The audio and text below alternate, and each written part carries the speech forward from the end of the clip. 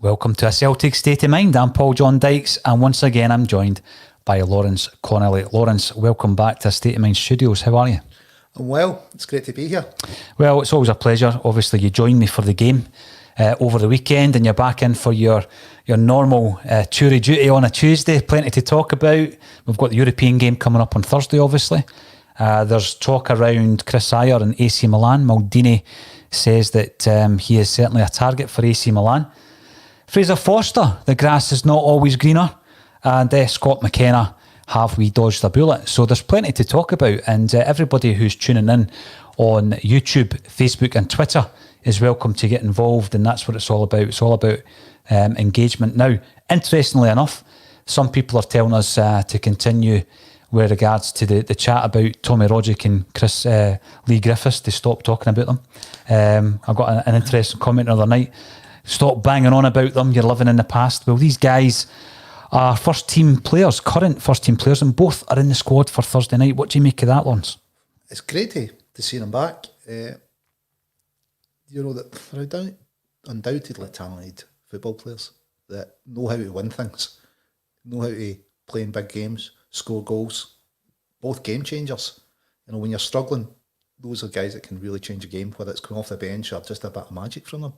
So it's good to see guys getting back to fitness. The more fit players we've got, the better. Now, you used the term there, game changers, and I think when you're up against, for example, earlier this season, the only game in which we've dropped points against Kilmarnock, you're looking for a game changer, weren't you? And we're crying out. Now, I understand that players who aren't playing all of a sudden become the greatest players in the world, because people think, had he been introduced or he been playing, things would have been different. But I do honestly believe that at 27 and 30, these two guys can still make a difference. On YouTube, I've been told to stop speaking about them. They're in the squad on Thursday, so I'm going to speak about them. That's not to say, I know that Roderick was on the bench at the weekend. Do you think Griffiths is anywhere near the bench for Thursday night? Griff's got it hard, isn't he? The three guys in front of him are doing the business. I think if he's in the squad, he's got to be near getting on the bench, hasn't he?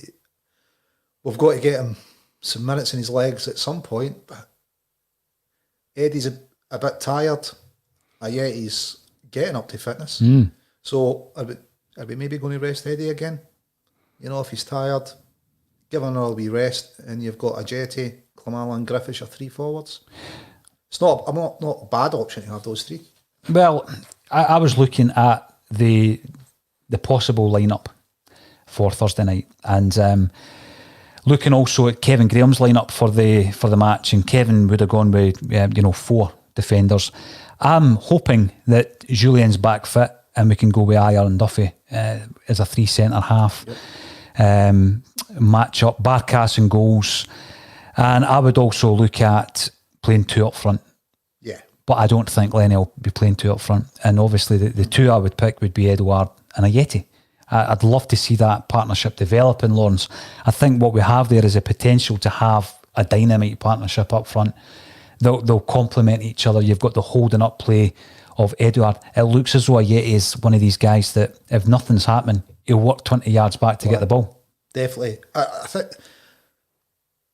I think you might go with Christie and Ajeti again. I think you're right. I think we're going to give Edouard the rest again. If he's tired, we've got a lot of games coming up, and we want Eddie at his peak, don't we? I just look at the games. I look at this game as, at the moment, it's so important. We can't take anything for granted. I know that the Latvian league might not be up to much, and some would say the Scottish league's not up to much. But I think in terms of standards, we're higher than the Latvian league. We've got to gauge it on that. Riga, they'll offer their own challenges. It's away from home. The game's going to be broadcast live on Premier. It's another kind of one-off PPV event, which we will have in the studio so that we can discuss the game. I think it's more of a risk. I actually think at home against Livingston, you can rest Edouard, and apparently he asked to be rested, and it's a game at home against Livingston, you can rest your best player. Away from home, it's a must-win tie. It's a one-off. I reckon he's got to start. It's definitely must win, but it depends how Eddie's feeling. I suppose if he's feeling that bad, he had to ask to get rested. Is he going to be feeling 100% for it?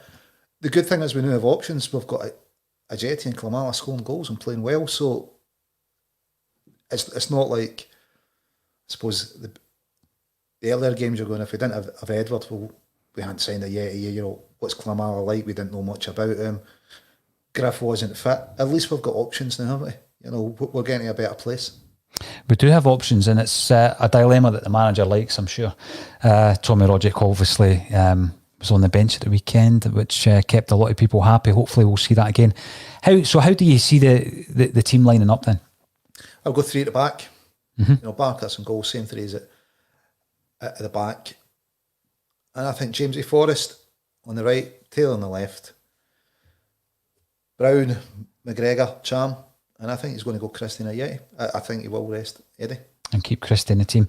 I mean, Christie's goal scoring return is excellent. You know, it has been over the last couple of seasons. He's energetic. He loses the ball, but he's always willing to win it back.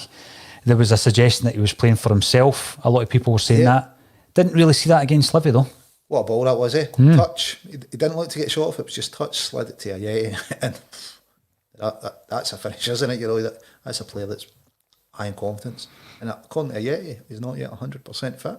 No. Just wait till he's got that extra half yard that further fitness is going to bring, that extra sharpness.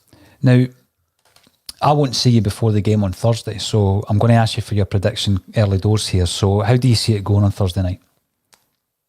I think Lenny's starting to get the team knit together. We're more of a threat now at corners than we've been in a long while. You know, we used to go, not another corner because we're not going to score. What's the point? But now you're good chance we're getting something on target here. So I'm going to go 3-0. I think we're going to be going there. The players are going to want to make amends for Ferran Faris. I know Lenny take a bit of stick, probably should have the striker, but he's also right in that there was enough chances there that we've got the players with a talent that should be putting them away. Striker or no striker. And when you look at the goals we lost, what was it Mohamed doing? You know, you're like, just clear it out for a throw-in back to the keeper, out for a corner. Just don't let the ball run and the guy take a shot. It was just an aberration, wasn't it? From what we've seen from Al-Hamid, he's never had that kind of mistake in his game. No, he's always been really, really cool. And you know what frustrates me about the Ferencváros that's in the past now, we're now talking about Europa League qualification for the group stages, is you become so frustrated looking back on the exit when, and I'm going to make a prediction here because I think it will happen, when Ajeti and Edouard develop that partnership at some stage this season and we're blowing teams out the water, Lawrence, and you think, you know, had that been in place when we played the Hungarians, when Duffy is bossing the defence as he almost already is, and you're thinking, having that player in there in that position, that's when it becomes frustrating, doesn't it? Because Celtic, maybe a slow start, best start in the 10 seasons, as we were talking about yesterday, 19 points after 7 games. But once we're right into the season and we're flying, that's when you start looking back and think, you know, had we had the personnel in the door and they were fit and they were playing like this against Ferencváros, we'd have blown them away. I think it seems to be a perennial problem with our transfer strategy, getting players in too late. And I know we brought a couple in in January, Soro and Klamala, but they're really viewed as more development than our marquee signings, if you like, or immediately improving the first team like Ajeti and Duffy have. So it's definitely something Celtic need to be judging the risk. You know, if we sign these big players and spend a bit of extra money closing the deals earlier, we're improving our chances of getting that Champions League. It's a tough one because you look at the January transfer window as being the one that you want to get the players in then who are all bedded in by the time we play Champions League football, the qualifiers, etc. But it's a more difficult transfer window because obviously we're in the midst of a season, and I think that is the dilemma. You know, you would end up having to pay a lot more for the players, and that's what Celtic don't seem too keen on doing. Yeah, I mean, if we're after players, they're good players, so they're generally doing well for their team. Their team may be challenging for trophies, so they're not going to want to lose. They're good players in January. But I think it goes even beyond January. Even at summer, we seem to be haggling down to the last minute. I mean, Ajeti seemed to take forever to go over the line. You know, and it was the same with Duffy. How much did we save ourselves by Haggling. What was the cost risk with missing out in Champions League? What, 30 million? I know. So did we save ourselves $1 million but below the chance of 30? The thing is, going back to the interview that we discussed in depth yesterday, Dermot Desmond's interview that he gave to The Athletic, and we were talking about, well, he was talking about the Champions League exits, and there's this whole thing whereby we were better but we got knocked out and we were unlucky and this and that. But if that happens on a regular basis, which it now has started to be the case, then you've got to question the policy. Do we have a big enough and a good enough squad to win domestically? 100%. But if you want to be ready for that Champions League, and it's difficult, we know that to get the players in the January and bed them into the squad, and it's going to cost more. But as you say, you're going to have a much better chance of progressing into the promised land and the riches of the Champions League. It's all right, kind of saying we're better than Ferry Forest. Well, actually, no, they beat us. Well, I know. It just comes down to, if somebody knocks us out, that's the decider who was better, isn't it? Of course. And you can go, well, we're unlucky, we had chances, and El Hammond made a mistake. Whatever it is, we need to improve something. We can't keep going through that cycle, I suppose. If you're going to cut margins so fine because you're not haggling in money or whatever the reason is why our players aren't fit enough for the early qualifiers, we need to think, well, how can we put ourselves in a better position? It seems season on season we're scraping by on, when we do get through. And that was also the case under Brendan Rodgers as well. I mean, the AEK Athens was a frustrating exit as well, wasn't it? Because you were looking at things like the fact that one of our most influential defenders wasn't available for selection. Had he been in there, and you see what Celtic went on to do that season against what Athens did, and you say, oh, we're a better side, but they beat us. Aye, that's what it comes down to, isn't it? It's sometimes you're better being a lucky team, but you've got to make it look. I mean, you've got to go, well, how do we get our side to the best position? How do we get our best players on the park? How do we close deals quicker? Because it's obviously Lenny's identified some good targets in Duffy and Ajay. He's got a good track record of developing players and buying well, I think, in both spells as manager. Aye. So somebody will give us a list of Banguros in a minute, but I think what you're saying there, I do agree with that. He's got a talent for identifying players and putting teams together like he did first time round, and he's starting to do now. When you look at the fact that we brought in 5 first team players this pre-season, it's starting to look like a new Lennon side. Aye. And it's just frustrating that it wasn't kind of 3 weeks ahead, and we maybe need to identify and go, well, are we haggling too much? I think me as a sport, I'm going, it's great that we're getting the best deals, but sometimes, geez, just get a guy in the door. I know, and as supporters, we don't concern ourselves too much with the balance sheet. I mean, it's not as if we're we're putting out side contracts for deals that we can't afford or anything, Lawrence.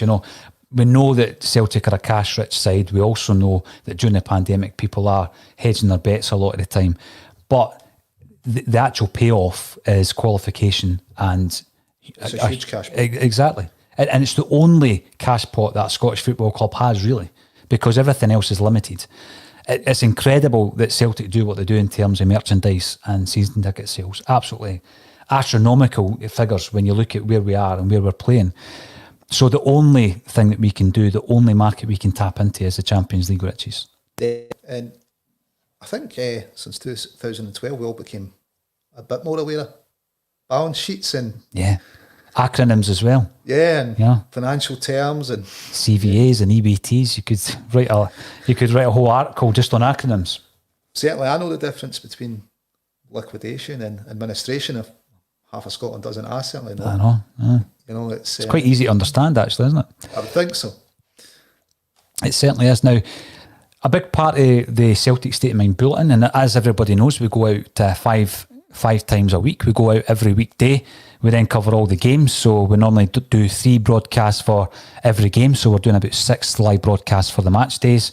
A big part of all of these broadcasts is engaging with Celtic fans who are tuning in on the social media channels via YouTube, Twitter and Facebook, Lauren. So let's have a wee look to see who is saying what and what your opinions are, particularly on Kris Ajer, because we're going to go on to speak about Christopher Ajer in just a few moments. Chaz Bucking, welcome to the show, Chaz. You're commenting via YouTube to say, give me a shout, Lenny, and I will drive him to Milan myself for £14 million. Stephen Forbes, if Colley is a realistic target as a possible replacement for Ajer, Sampdoria, 8 million they were talking for him. Yep. The club could look to bring in Ben Davies ahead of his potential pre-contract in January. This transfer may be more likely than Colley. It probably wouldn't be as much as Colley in terms of a transfer fee as well. Follower Celtic, good to hear from you again via Twitter. I take 20 million and a sell-on clause for Ajer, but who could we bring in as a replacement, or do we stick?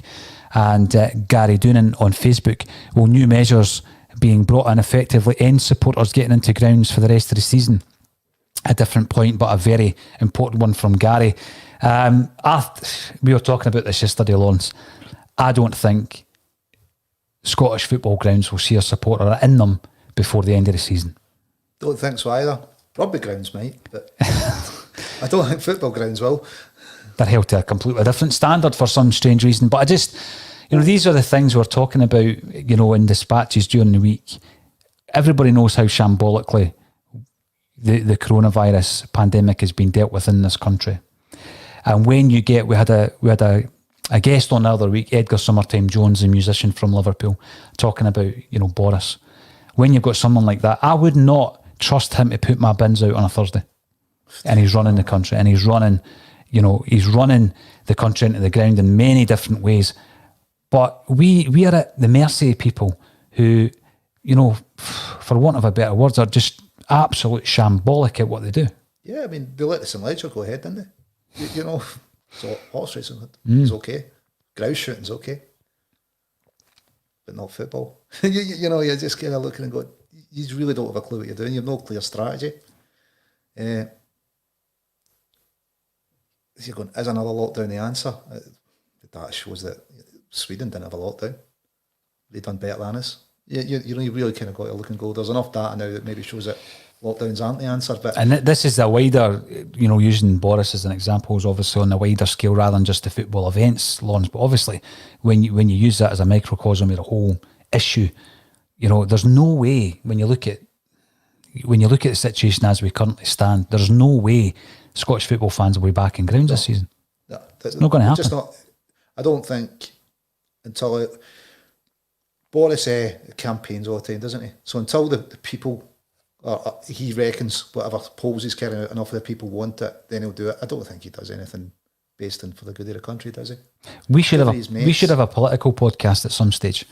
We'll get a few of our. What would we be on? What do you think? We'll get a few of our politicised associates in. We'll have a politics. If anybody wants to get involved in that, let us know, because I'd quite happily do a politics podcast at this moment in time. Going back to some of the points on Kris Ajer. The big question is, and people scoff at the figures that have been mentioned, 14 million and higher for Ajer, but you look at the player that he is developing into. Yep. He's 22. 22, 7 years, first team football. Started at 15 in Norway, a couple of seasons there. So we sign him out on loan to Kelly. He's done really well. Change of position, big influence on him was Ronnie Dyler. No one can deny that. He was one of Ronnie's prodigies. And I think, for me, Ronnie Dyler's a talent spotter. I actually thought he was a decent manager as well. It's just unfortunate that some of the senior pros at Celtic seemed That's a big part of it, wasn't it? Turn against him, yeah. And, didn't really let the club down by not following what the manager's saying. It's manager. Celtic fans, I don't hear anybody having a bad word to say about Ronnie Dyler. Celtic fans would welcome him back, for the 10 in a row party, as he's a promise to come in when I spoke to him on the podcast, remember. And I just think we look back fondly on Ronnie, but he has left a legacy. Definitely, yeah. Good track record of developing players.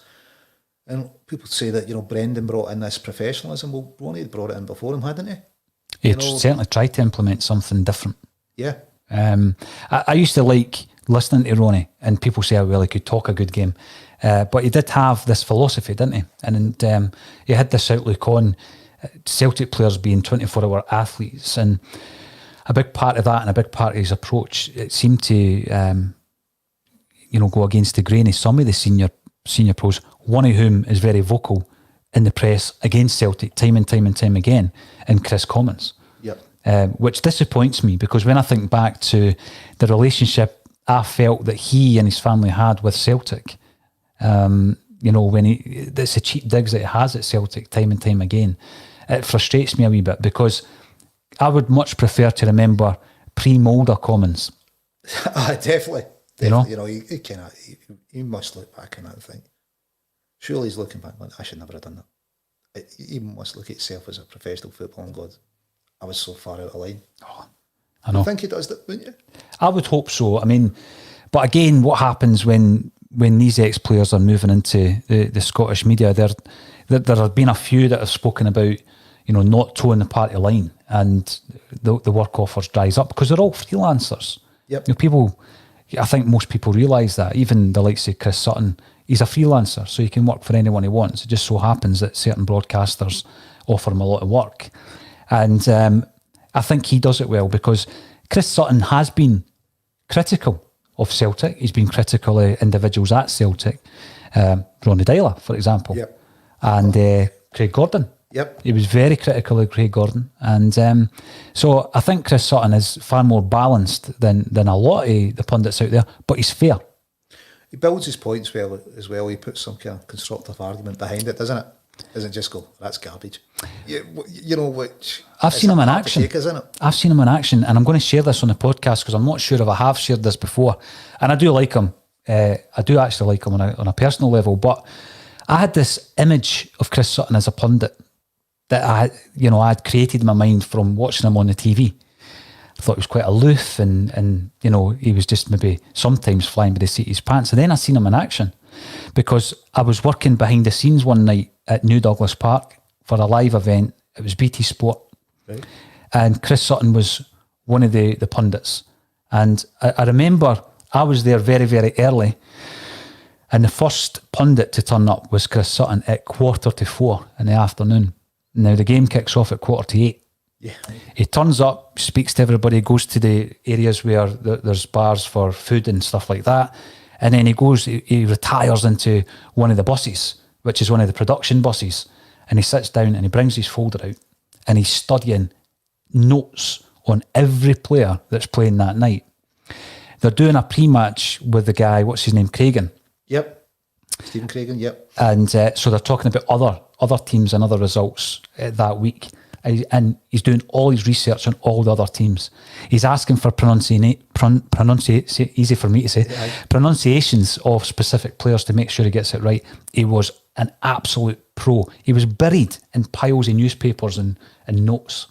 And then when he goes on screen, he becomes a different person. But the absolute epitome of professionalism prior to that. And I don't know, it's not the impression I got. I'm not saying I thought he was a slacker, but when I seen him in action, I thought, wow, that guy's good. Brilliant. Was the same on the training field? Was he a good trainer at Celtic? Maybe he's just had that discipline all the way through and knows that, if you don't put in the effort beforehand, you're just not going to get the rewards. Mm-hmm. And he obviously wants to be the best. I mean, he was some competitor when he came to Celtic, wasn't he? Mm-hmm. Yeah. He brought us up a level then, didn't he? But I mean, he certainly did. And there was a completely different approach when the type of player that O'Neill brought in started coming in. I always liked the idea that maybe for a few seasons we were bullied. Celtic were being bullied and O'Neill brought in the personnel to ensure that didn't happen. You look at the stature of the players. Balherin, Baldy, Sutton. It's as relevant now, again, going back to the Dermot Desmond, it's as relevant now to talk about that side as it ever has been. The actual physicality of that side was unbelievable. And more so than anything else, and I know that we had some fantastic players, but that team physically would just batter the current team. Oh, yeah. Definitely. There's not a doubt, is it? Probably Bobo. No disrespect, by the way. I'm talking Celtic v Celtic here. I'm not disrespecting Celtic. I think Bobo could battle them by itself. Because he used to have discussions with him in the changing room if anything's to be believed in it. Mm-hmm. Petrov and lockers. That's right, aye. And Tomo was involved, but he was hiding in a locker. No, but I loved that about Sutton. But he approached his punditry with that level of professionalism. I think what I'm getting at, Lawrence, is I don't think a lot of the people who are on there just talking, just saying stuff, have done the research. And that's why Sutton can often pick arguments with someone because he can pick holes in their argument. He knows his stuff, and you get a feeling some people have just got a job because they've just turned up. I know. Just turned up. Somebody's mate. I'll get to see what I like here. And they waffle their way through the broadcast, whereas Sutton, he's got all these facts, all these figures, and he knows if he's crafted a view on something, he can back it up because it's not somebody else's view. He definitely builds his arguments well. Even when he criticises Celtic, I think that's what I was saying earlier. Like, you've got other ex-players just come out and it just slags Celtic. You go, well, you're not really building your argument in anything or being constructive with it. Whereas Kris will build it well and he's constructive as well with it. So I think maybe that's why people like him a bit better. He's a bit more logical. You can see what he's saying. It's just not an opportunity to slag, as he's actually bringing out a fairly balanced point that you can say, well, I don't agree with you, but I can see how you're drawing that from the information you've got.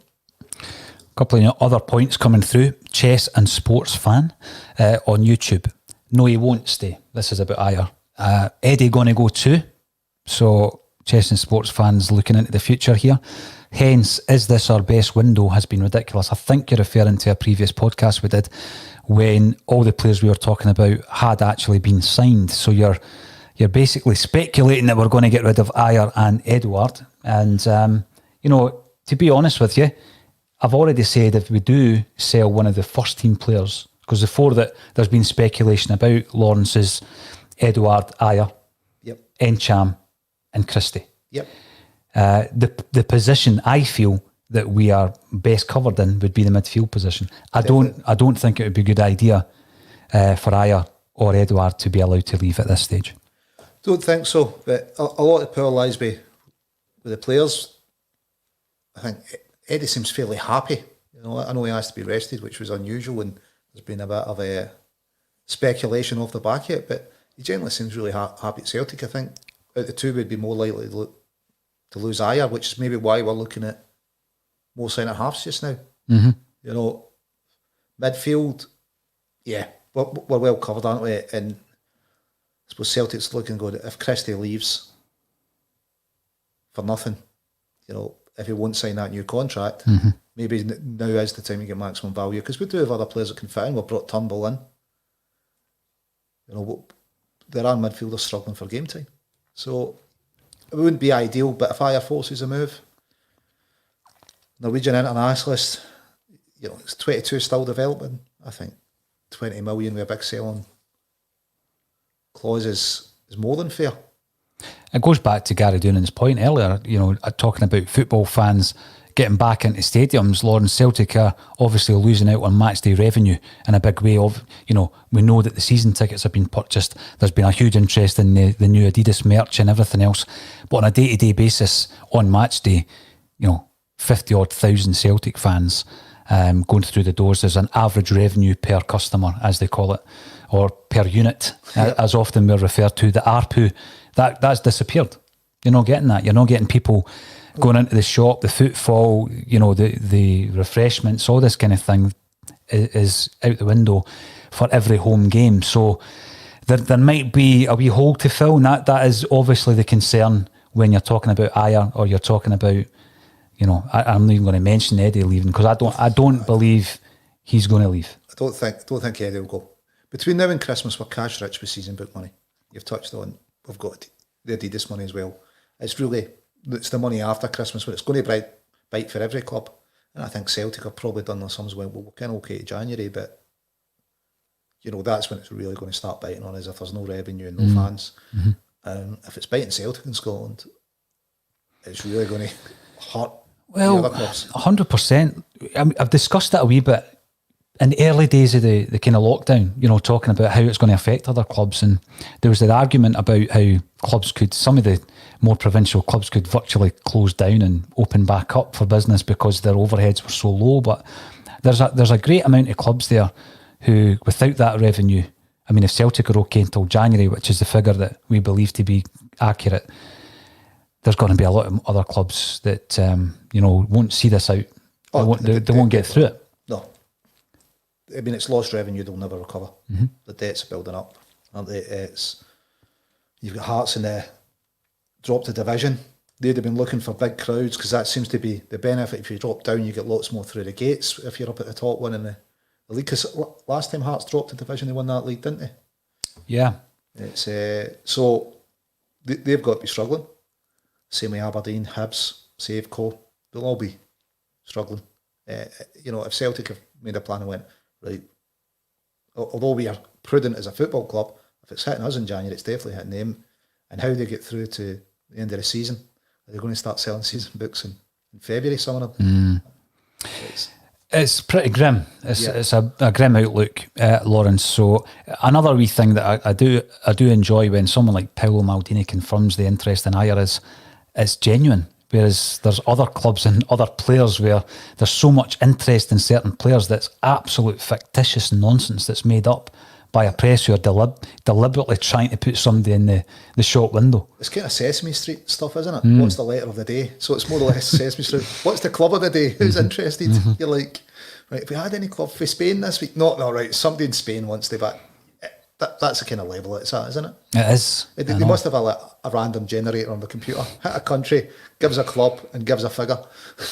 I know. It's just... But I'm not surprised. I'm not surprised at the stature of the club who are interested in Ajer. And I know that there are many out there who don't rate him as highly as I do. But I do accept that there's areas of his game that he needs to improve on, Lawrence. But as I said yesterday, I also believe that when Van Dijk left us, he wasn't the finished article, but he needed that move to develop. And I think Ajer, selfishly, I would like to keep him. Could I see him moving? It wouldn't surprise me. I think he's a guy who'll move. At one point, whether it's this window, next window, or next summer, I think Ajer is there that he wants to move and develop. If someone like Paolo Maldini, what defender he was, rates Ajer as a defender, it speaks a lot, doesn't it? That's a real stamp of approval, eh? The bold Paolo. We'll come back to Paolo because that just sparks memories of me in the 80s and 90s where I was obsessed with football, whereas now I'm just obsessed with Celtic. We spoke about that before. And, that team he played for, there's some incredible stats in relation to the goals that they conceded, him and Baresi, if they played for AC Milan. Unbelievable. Costa Curta, Baresi. I hardly conceded any goals one season. Was it like 8 or 11 or something? They're going by, Van Basten, Rijkaard, Hula. It was just unbelievable football in football terms. It was incredible. And they had the smartest kits, the Italian teams, back in the 80s. They did look good. In the 90s. And they also let us out Paolo from them and give us a wee glimpse of Paolo for a season, which is, I think they only signed him because of the foreigner rule or something, 3 foreigner rule at the time, was it? AC Milan, when they signed him, yeah. I always remember when we did sign Paolo, and there was a wee bit of footage of him playing for AC Milan, and you're thinking, we're signing this boy. And then he done that press conference, and bizarrely, someone organised to have a big massive pizza. Remember that? Aye, and he's standing there with his tongue out with this pizza because he's Italian. Obviously, we'll get a pizza, right? Aye. And make it a 40-inch pizza. It was just in bad taste, wasn't it? I met him the day before the press conference in the Trongate. Straight recognised him. That's Paolo Di Canio. Outside the Rangers shop, he was on his way in. I think you won't be doing that, another week once you've done your press conference and been unveiled. I've just finished series 4 of Peaky Blinders, which is obviously the mafia series, Lawrence. So I'm loving this chat about the old Italian vibe, with Maldini. Not so much Di Canio because obviously his politics, going back to the political podcast. We might discuss that later on. Well, we could get Enrico on for that. Enrico, as long as he brings his translator.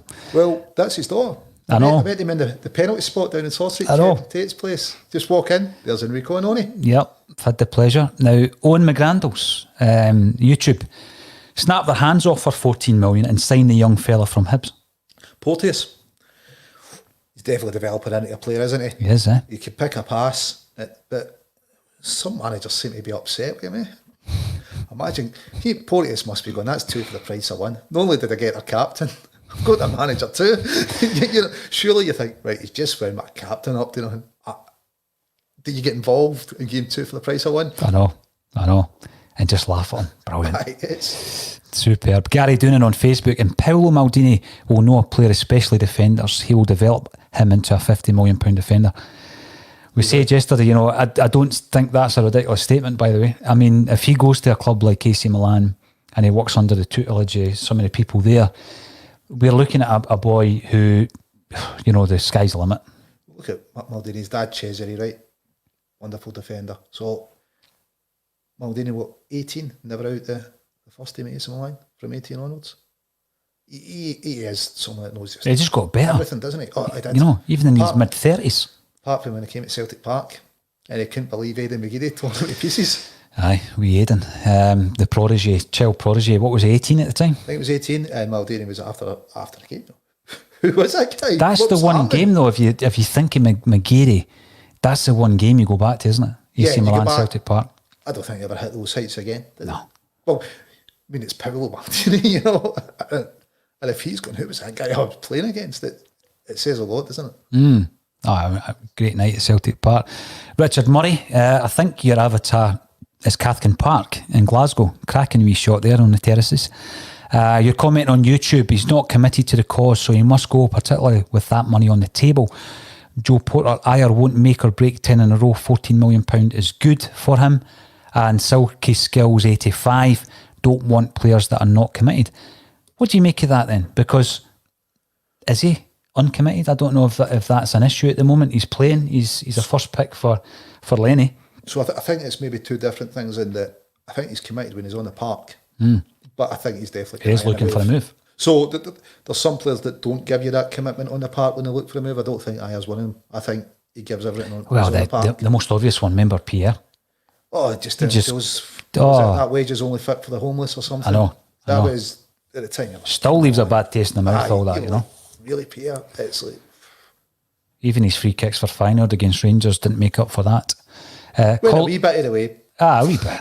Colin Watt, YouTube. Colin will be in tomorrow, and we will be talking to Colin tomorrow on the Celtic State of Mind Bulletin. Colin states, can't really let him go without having a replacement ready, especially playing three at the back. We'll be back in a situation we were in before Duffy signed. Colley won't sign. Davis looks most likely.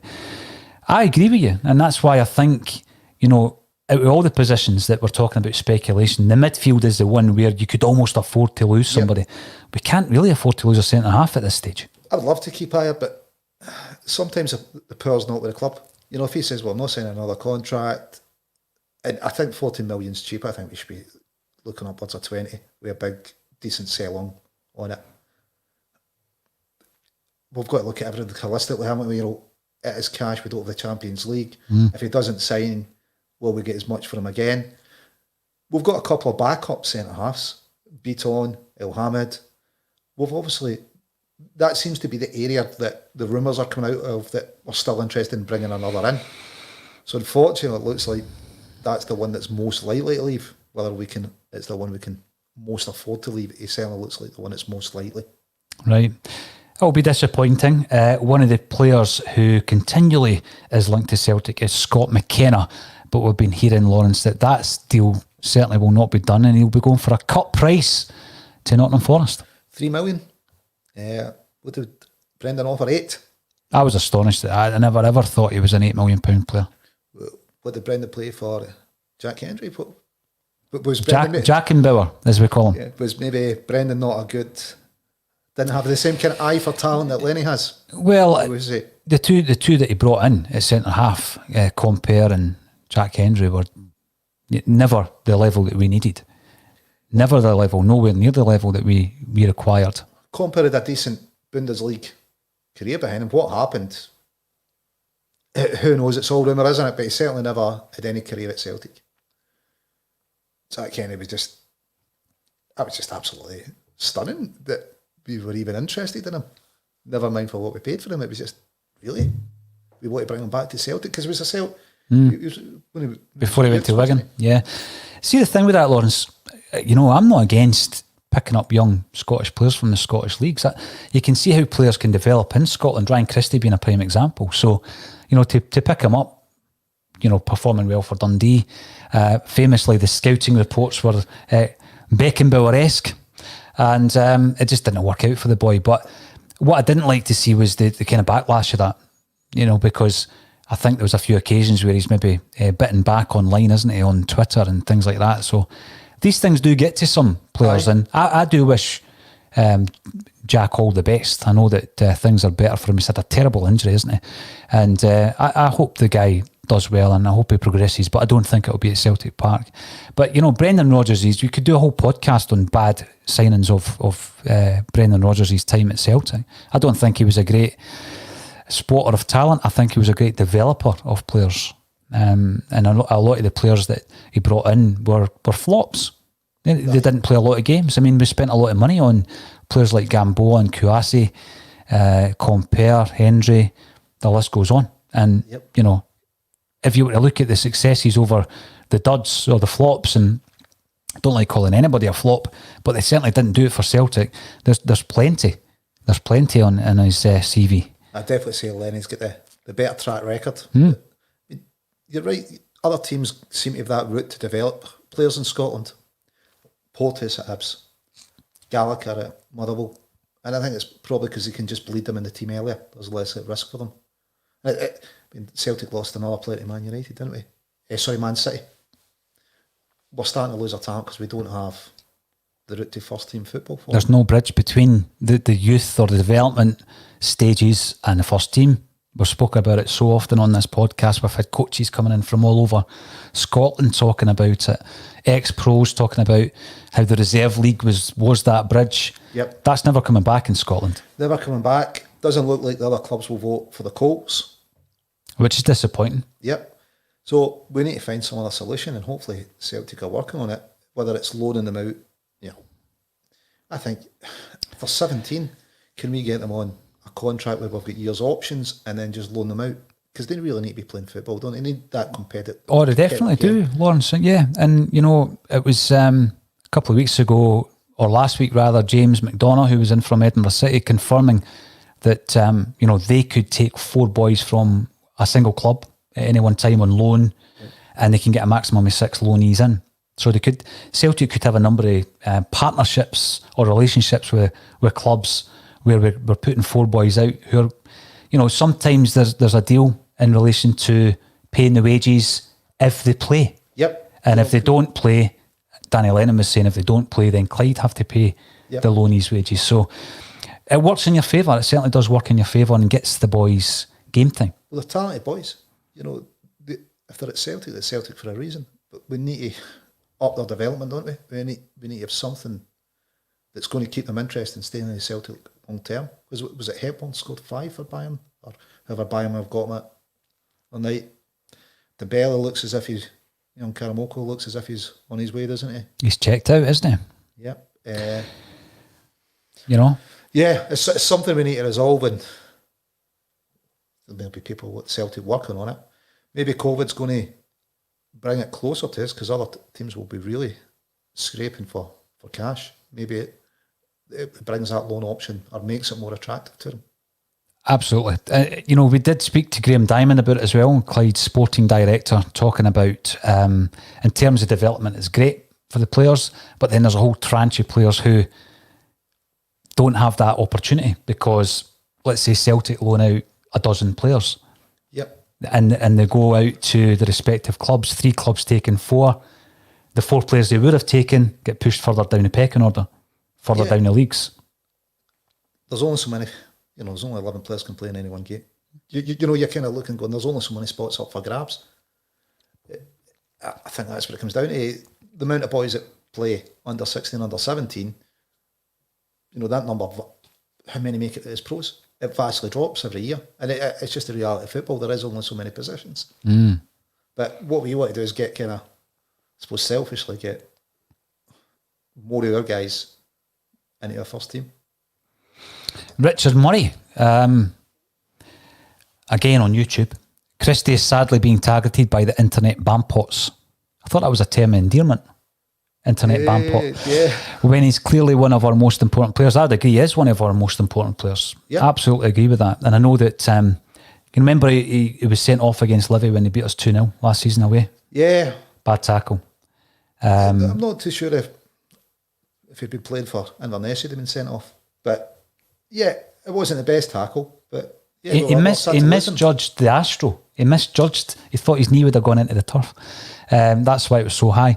But anyway, I do know for a fact that he came off at all social media after that because he was getting too much flack and it was actually affecting him. Yeah, it's got to be hard, isn't it? You know, you make a mistake in a game and it's some of the abuse it was getting. You're like, really keep things in perspective. You know, we're going through such a period of success that you've just got to remember, you know, and quite rightly so, I think the awareness of mental health, Lawrence, it's in the public eye, it's in the domain, it's not going to go anywhere now. It's something that we're always going to hear about, which is fantastic. It's not one of these things that people don't talk about. It's not a taboo subject anymore. But the more we talk about it, the more we need to realise that when it comes to things like that, footballers are not immune to criticisms. And, you know, just put yourself in the shoes of you and I talking today. And it's happened. It's happened on the podcast. It's happened to some of our contributors. And they get a hard time. Yep. And it affects them. It's not nice. Am I immune to it? No, but I'm kind of used to it, right? You get used to it. You get a wee bit more thick-skinned about it, and some of the flack you get, if it's on follow, I'll never see it anyway. And it just shows that they're tuning in as well, Lawrence, to be fair. Well, they need to go somewhere to see some quality, don't they? Yeah, well, this is true. Stephen Ray, talking about quality. Stephen is normally very good on any comments or discussion points, and he's saying if Milan want Ajer, they can give Celtic £10 million plus Diego.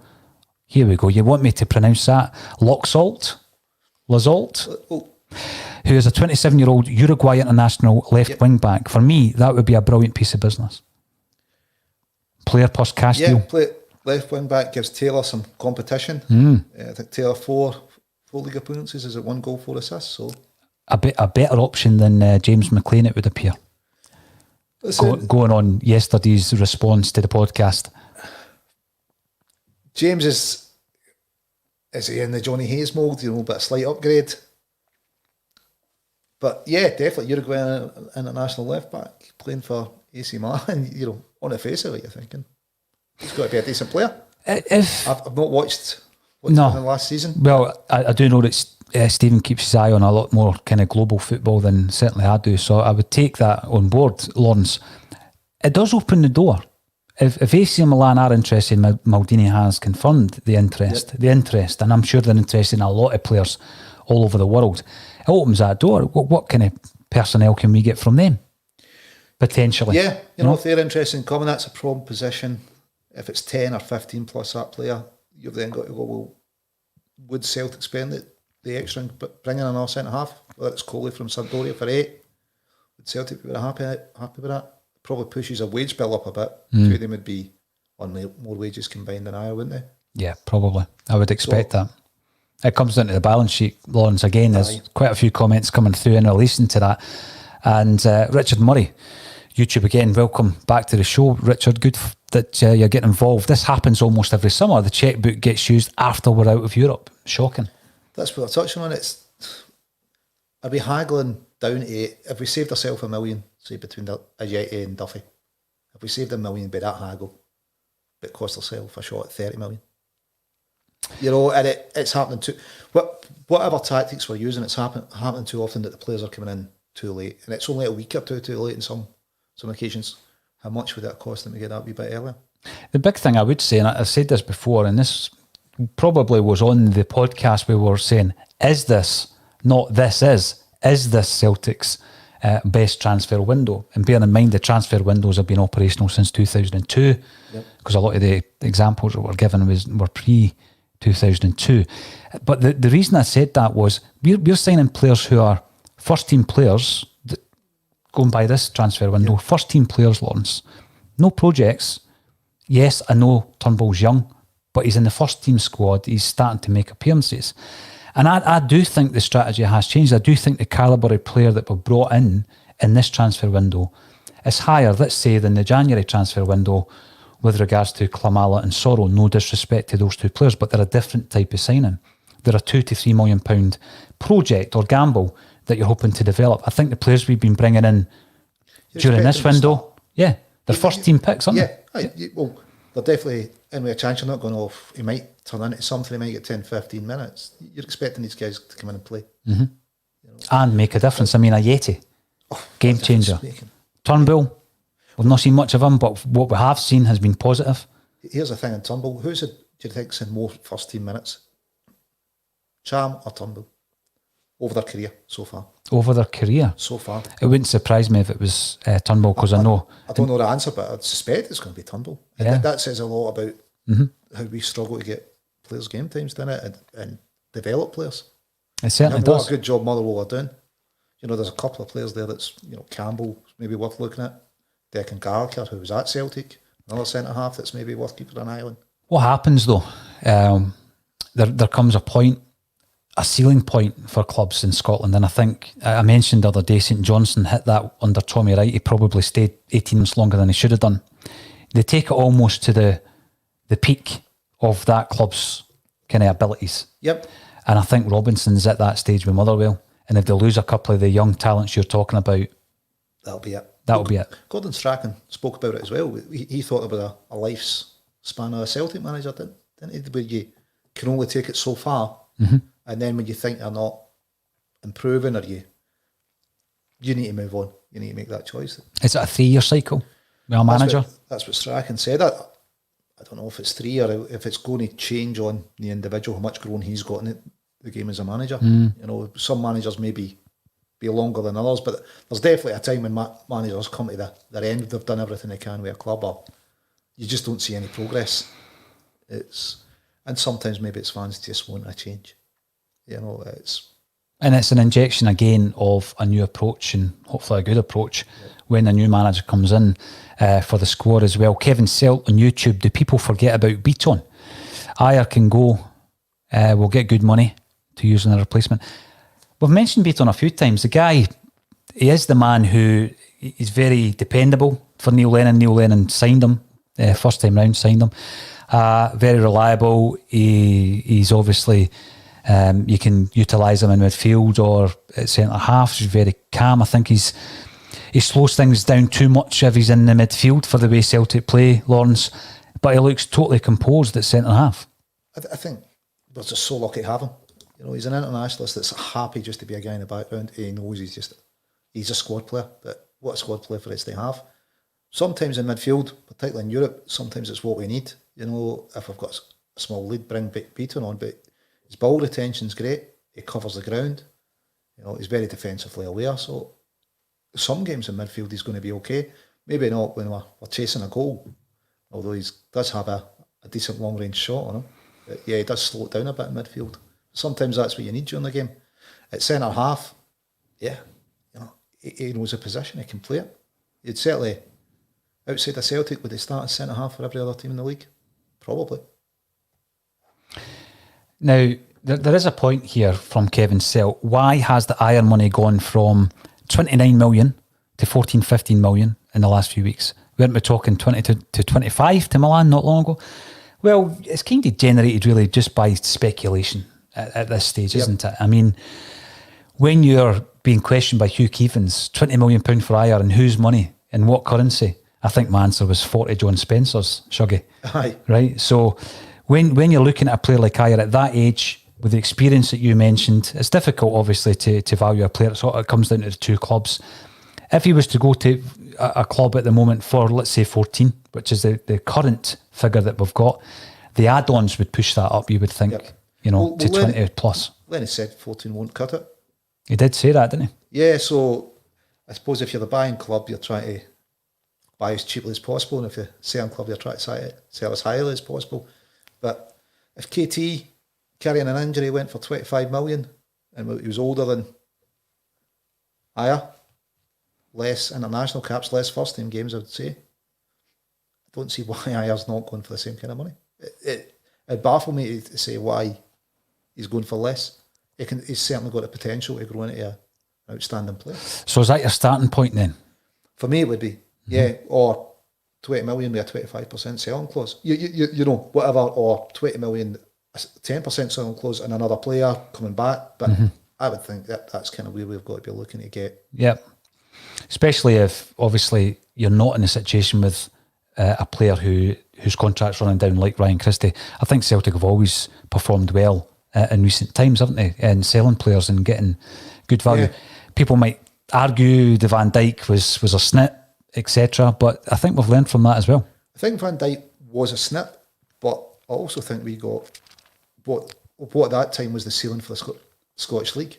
I think that's something that we faced as the league's not marketed very well, is looked down upon as a result of that, and it gets us lesser fees than, even if they come from other European leagues, they seem to be willing to pay more money than they would pay to Scotland. But I think with Virgil going down there, proving what quality player he is, he helped push the ceiling up for other players.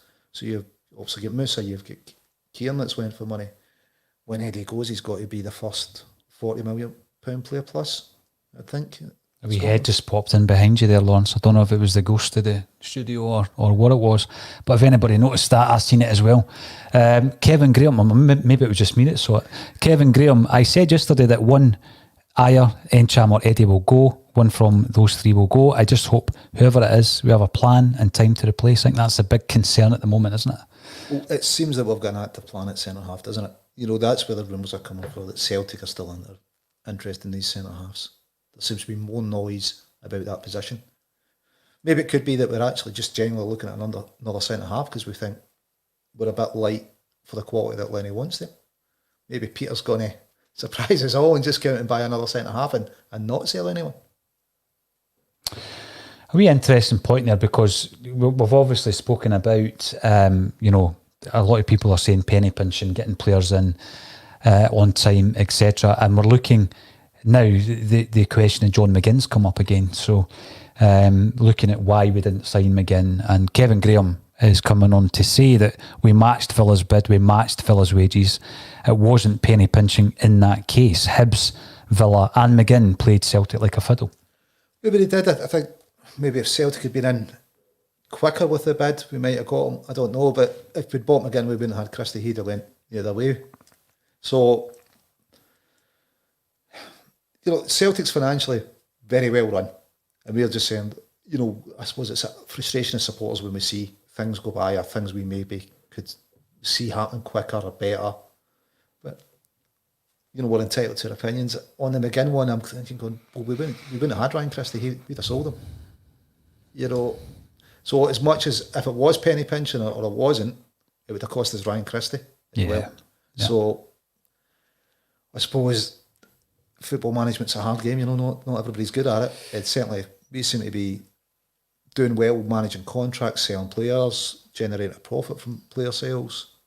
So yeah, we touched on it. We want players in quicker, especially for the Champions League. But in the McGinn one alone, yeah, we did come up with maybe a bit later than we should have, with the same money, the same wages. And I think McGinn himself said that it was the promise of first team football. Because he's probably looked at Celtic midfield and he's used to playing against them and went, where do I think I'm going to get a game? Is it Celtic or Villa? But you look at Celtic midfield, there's what maximum 3 places going to be up for grabs. It's not going to be, and you're going, well, Scott Brown and Cal McGregor's there. So you're playing for that third place against Rogic and Cham, Christie. The big point you make there, I think, Lawrence, is it was devastating not to sign John McGinn, and the answer is, was it? Because we got Christie. Aye. And up until now, he has done so well. So I take that point 100% from you. Stephen, via Twitter, as you're saying about Van Dijk, Celtic have not had a decent defence since then. We do speak sometimes about the central defensive partnership. I actually really liked Van Dijk and Denayer. I don't subscribe to the fact that Denayer was carried by Van Dijk. I mean, he wouldn't make me look like a good centre-half, mate. So he certainly made him look better. Well, there's always that partnership, though. Eh? Yeah, it works. Definitely. I mean, I think Van Dijk's going to make anyone look better, isn't he? Denayer's done okay. He's playing. Okay, you know, he's doing just fine at Lyon. And I think that's going to be the best player that Denayer ever plays with, without doubt, isn't it? Centre-half. Oh, absolutely. And since, you know, if you look at the partnerships before then, again, no laughing at the back, the best centre-half partnership we had in defence was Caldwell and McManus. Yeah, different styles, different qualities. Talks about that. Some of the stick he takes as a manager, but he says, I got us to two last 16s with McManus and Caldwell as the centre half pairing. He did. He actually did. And the thing is, well, Mowbray comes in. He's got it in his mind. He's not going to play these two guys. At that point, McManus is the captain of Celtic, and Caldwell's Scotland's Player of the Year. Yeah. And he dismantles that. And then we go through a plethora of central defenders until we get your Denier and Van Dijk partnership. They look very assured, don't they? I think they're very tidy, very assured. Both can play a lot of football, can't they? They're footballers. I think we've definitely missed that assurance and tidiness and just utter calm composure that Big Virgil brought. You know, nothing was a trouble for that guy. He never broke sweat up here, did he? Not even when he's running 40 yards to stick a ball in the net. You're talking about Van Dijk? Yeah, he never broke sweat, did he? Well, I'll not get into that. Listen, it's been absolutely brilliant today because we're getting loads of comments coming in as we normally do on the bulletin. A Celtic State of Mind's bulletin will be back with you tomorrow at 12:30 and I'll be joined by Colin Watt. All that's left for me to say today, Lawrence, is thank you very much for joining us again on A Celtic State of Mind. Thanks, good to be. Always a pleasure.